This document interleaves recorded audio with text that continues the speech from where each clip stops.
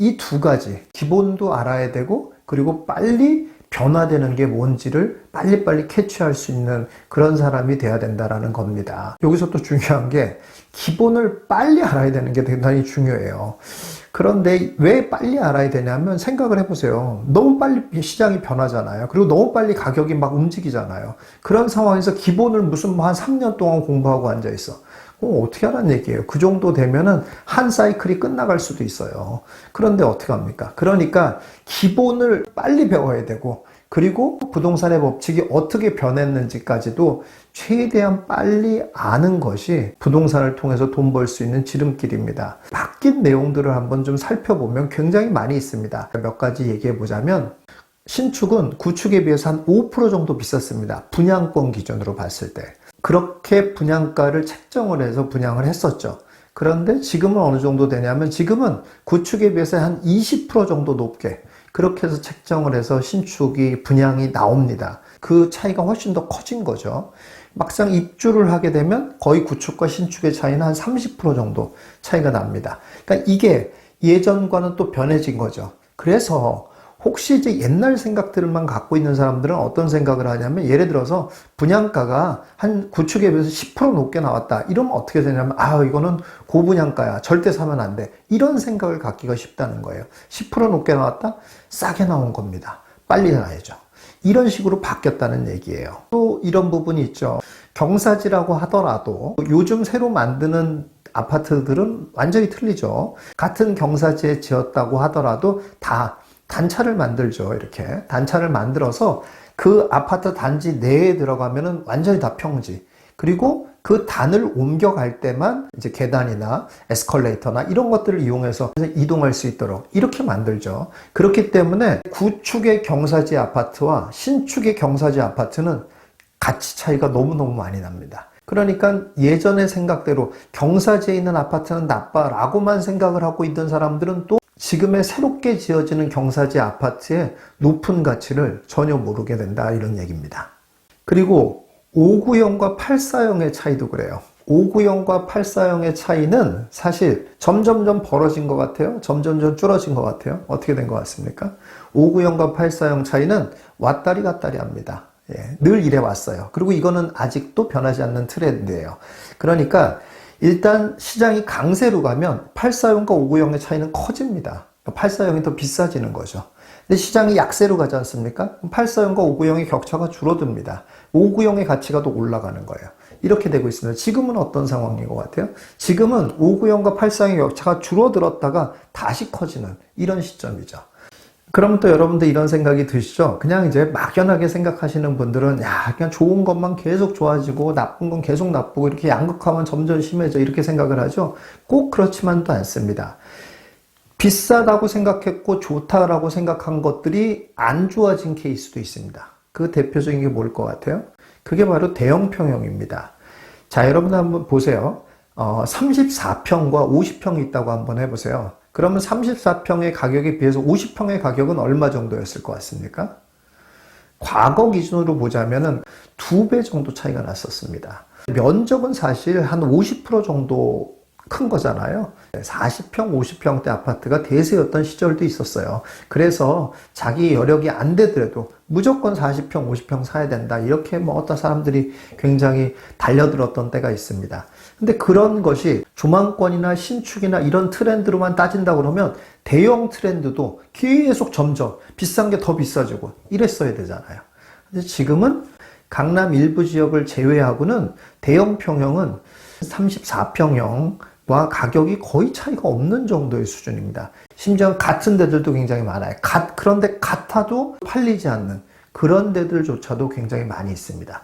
완전히 트렌드가 바뀐 거죠. 그러니까 옛날처럼 무조건 그냥 시장이 좋아지면 대형 평형이 막 가는 거야 라고 생각했다가는 큰일 난다라는 거죠.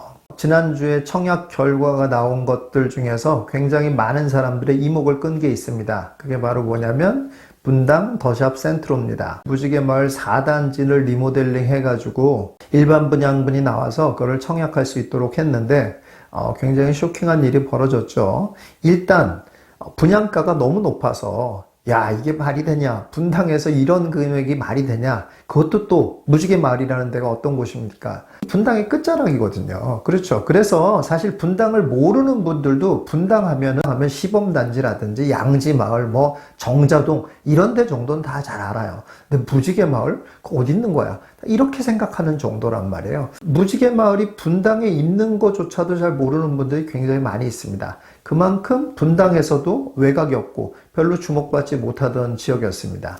그런 지역에 게다가 또 리모델링, 재건축도 아니고 또 리모델링이란 말이야. 그러니 더 관심이 없는 그런 상황이었습니다. 그런데 놀랍게 고분양가가 나왔을 뿐만 아니라 야, 이렇게 고분양가 되면 팔리기는 하겠어? 이런 생각을 했더니만은 평균 청약 경쟁률은 50대 1이 넘는 그런 상황이 벌어졌고 최고 경쟁률은 100대 1이 넘는 그런 상황이 벌어졌습니다. 왜 이런 일이 벌어졌을 것 같습니까? 자, 여기서도 트렌드가 변했다는 것을 빨리 인식할 줄 알아야 돼요. 크게 트렌드가 뭐가 변했습니까?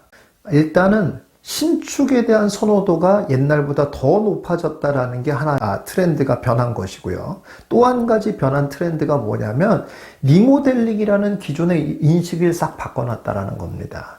그러니까 부동산을 조금 아는 사람도 리모델링이라고 하면은 다 안 좋게 생각을 해요. 왜 그러냐면 그러니까 재건축처럼 완전히 다 바꾸는 게 아니잖아요. 있는 그대로, 그 모양 그대로 해서 조금씩 늘리는 거잖아요. 그러다 보니 평면이 좋게 나오질 않아요. 그러니까 리모델링은 아니다. 이런 생각들을 많이 하고 있을 뿐만 아니라 또 리모델링을 해가지고 막 잘 되고 막 매스컴의 주목을 받고 이랬던 사례가 없어요, 사실.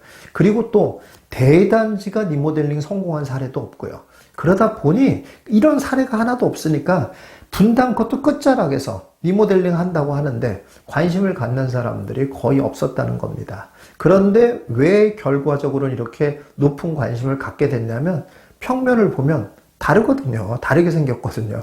일반적으로 알고 있는 리모델링 평면과는 다르거든요. 왜 이런 일이 벌어졌어요? 별동 증축이라는 걸 했거든요.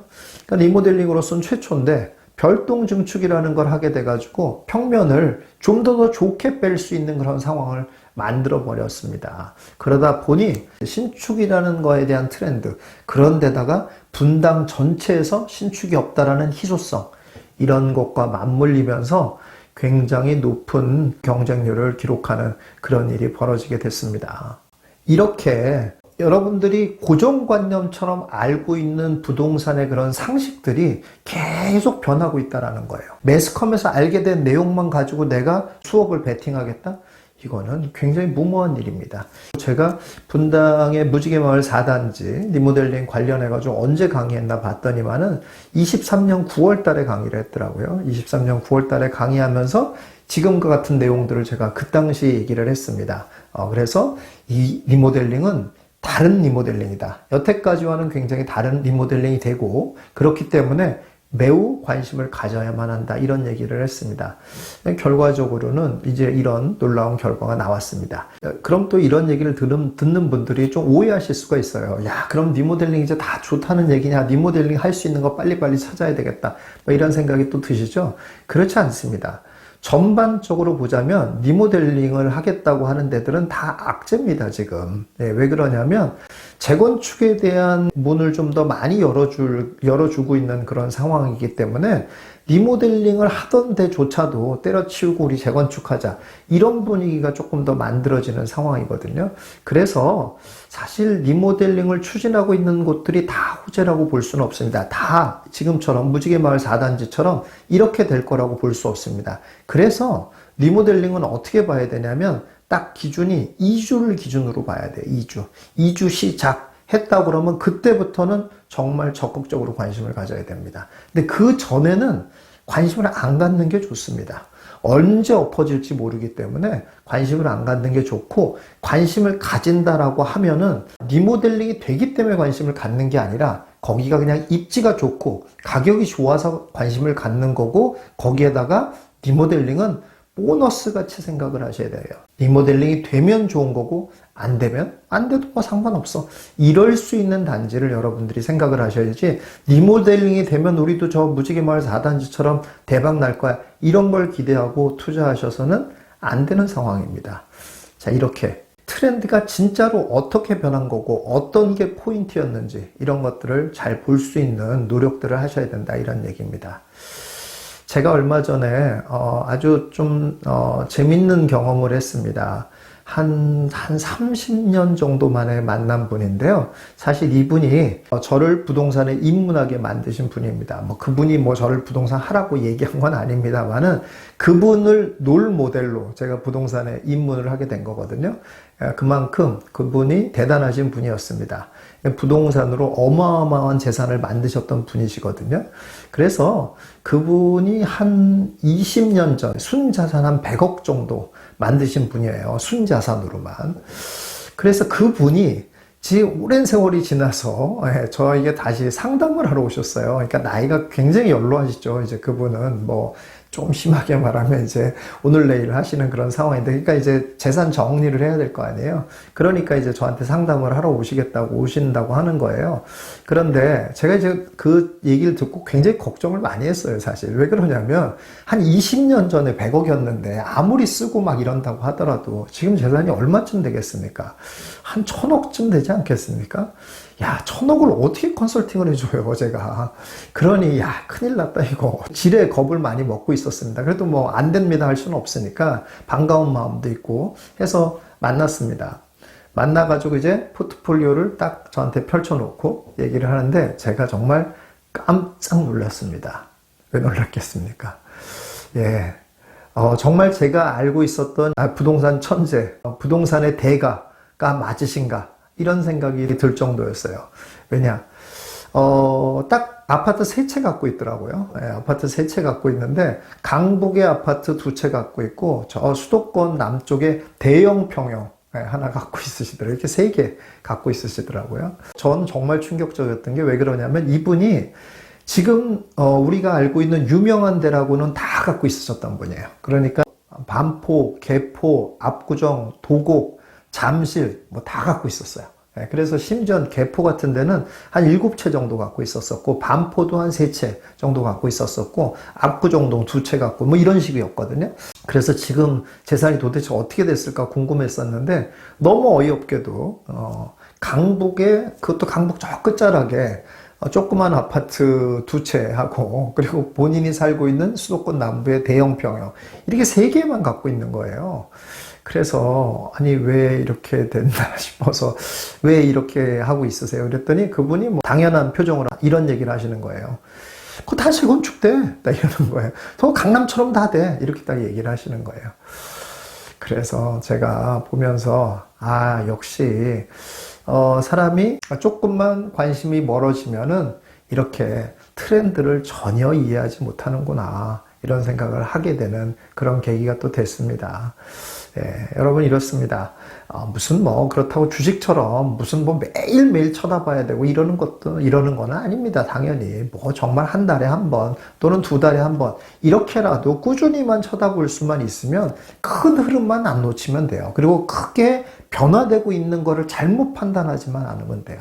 그러기만 하면 부동산은 굉장히 큰 부를 만들어 줍니다. 여러분들 지금 계속 거래가 많이 일어나지는 않지만 가격은 하루가 다르게 계속 바뀌고 있는 그런 상황입니다. 자, 이럴 때 여러분들 재산을 어떻게 해야 되겠습니까? 사실 여러분들이 여러분의 재산을 세팅할 수 있다면 좋은 기회가 될 수 있는 상황입니다. 반대로 여러분의 재산을 조금 잘못 세팅했다가는 정말 상대적인 격차가 굉장히 나는 그런 상황입니다. 그러니까 여러분들 이런 변화되는 트렌드들을 여러분들이 잘 이해하시려고 노력을 하셔서 여러분의 재산 성공적으로 불리시기를 바라겠습니다.